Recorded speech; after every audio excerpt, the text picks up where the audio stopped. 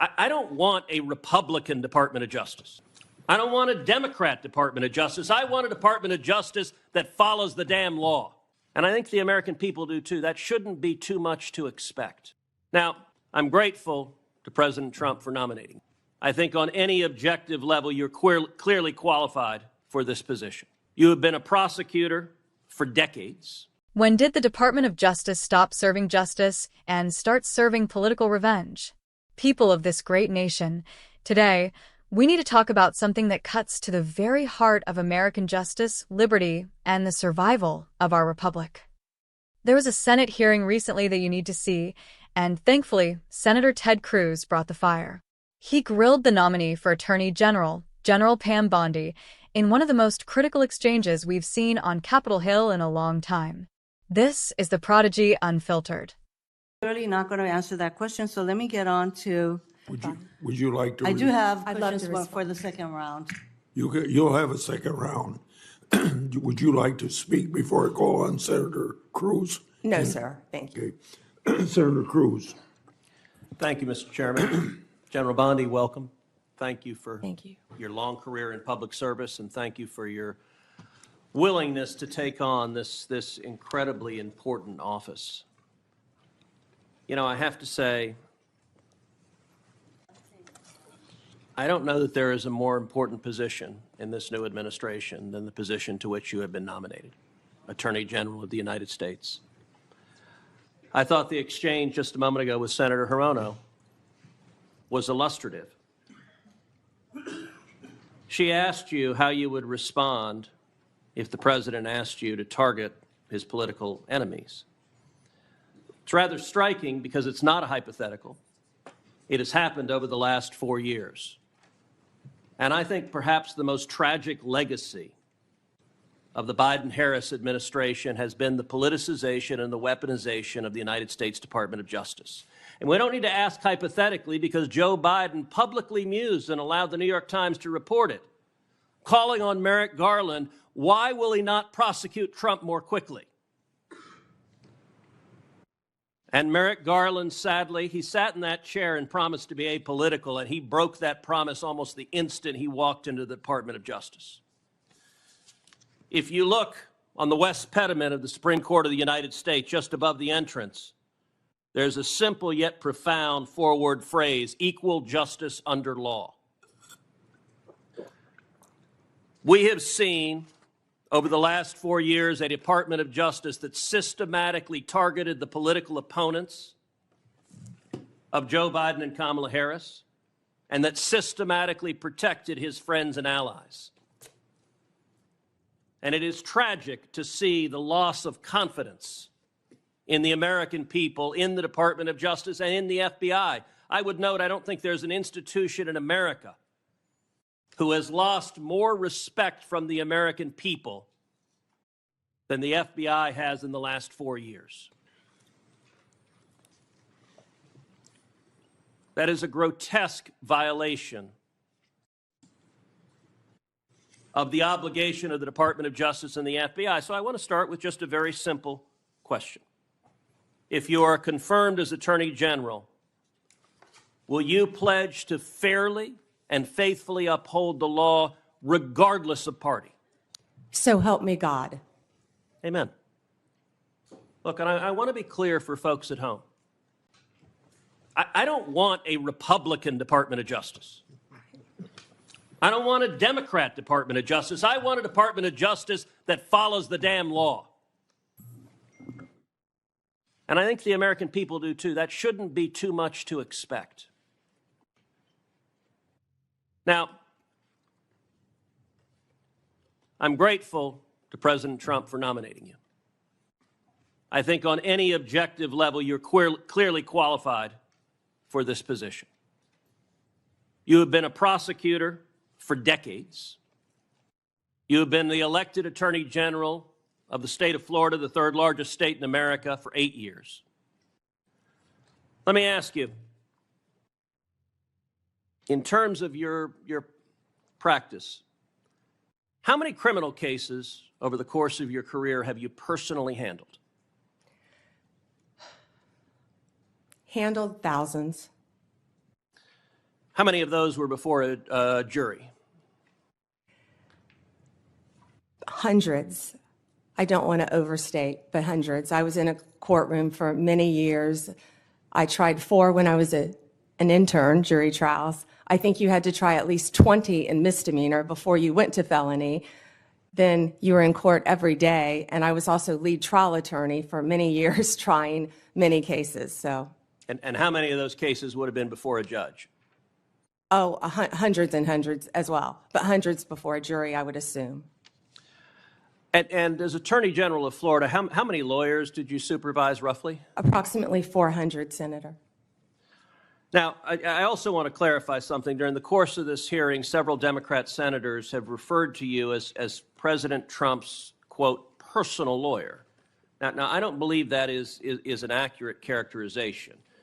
As I understand it, you represented President Trump as a White House special advisor during his first impeachment trial. Is that correct?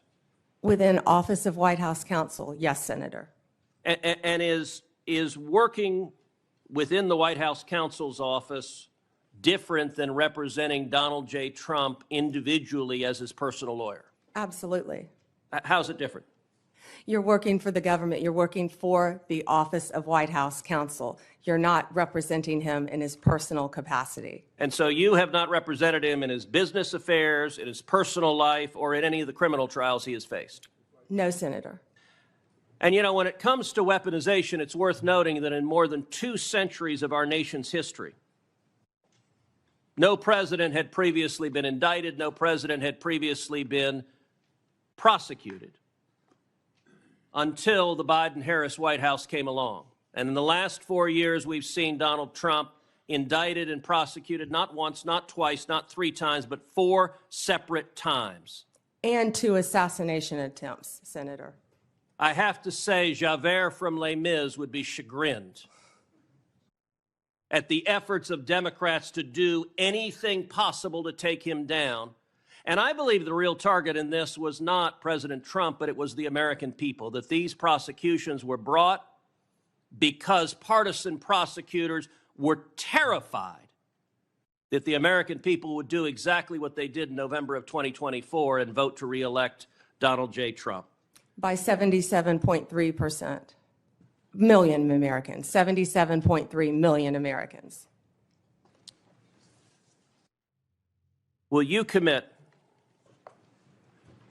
every day as Attorney General to follow the law, to follow the Constitution, to uphold the rule of law without favor and without regard to the partisan position of any criminal defendant?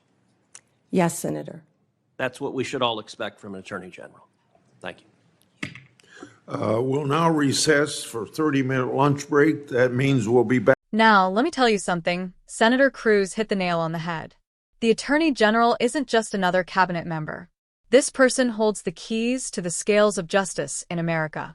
And under Biden, that scale has been tipped, tilted, and downright weaponized. Cruz wasted no time.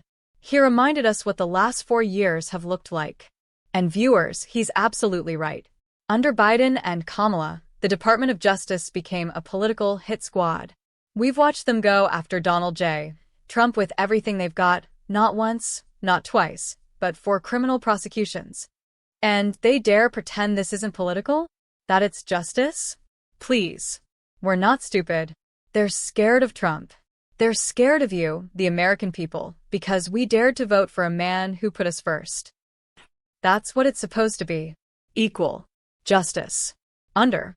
Law. Not one law for Democrats and another for conservatives, Christians, Trump supporters, or parents speaking out at school board meetings. But look what we've seen. Hillary Clinton walks after deleting 33,000 emails. Hunter Biden skateboards through federal charges while stashing millions from foreign nationals. And meanwhile, if you wear a MAGA hat, you're branded a threat. Senator Cruz said it perfectly. We don't want a Republican DOJ. We don't want a Democrat DOJ. We want a DOJ that follows the damn law. Is that too much to ask? Apparently, to the radical left, it is. Pam Bondi is no rookie. She's been on the battlefield. thousands of cases, hundreds of jury trials. She's run the entire legal apparatus in Florida, one of the largest states in this country. Contrast that with what we've seen from Garland, a man who promised to stay above the fray, then went full-on political attack dog the moment he got the keys to the DOJ. And Democrats, they tried to smear Bondi too. Called her Trump's personal lawyer. Why? Because she dared to serve her country in the White House counsel's office during impeachment. Sorry, viewers, that's not being a personal lawyer. That's being a patriot. Exactly. No president in over 240 years had ever been indicted until Biden's DOJ went after Trump. Over and over again. This isn't law enforcement. This is election interference. They're not after Trump because he broke the law. They're after Trump because he broke the system that benefits them. The globalist elite, the DC cartel, the media hacks, the bureaucrats who think you work for them. But in 2024, you proved them wrong. You stood up. 77.3 million Americans voted for Donald J. Trump, and they're terrified it'll happen again. God bless her. That's the oath we expect. That's the leadership we demand. Here's the bottom line. The DOJ should be a blind guardian of truth and fairness, not a partisan weapon, not a place for political revenge. If Pam Bondi keeps her word, and I believe she will be the firewall against further corruption. But it's up to us, the American people, to keep holding the line. So stand tall, patriots. The battle isn't over. It's just beginning. We must fight for equal justice. We must fight for truth. And we must fight to take our country back. Comment below if you believe it's time to clean house at the DOJ. Like, share, and subscribe, and never stop speaking truth in the face of tyranny. This is Prodigy Unfiltered. Like, share, subscribe, and stay in the fight. God bless America.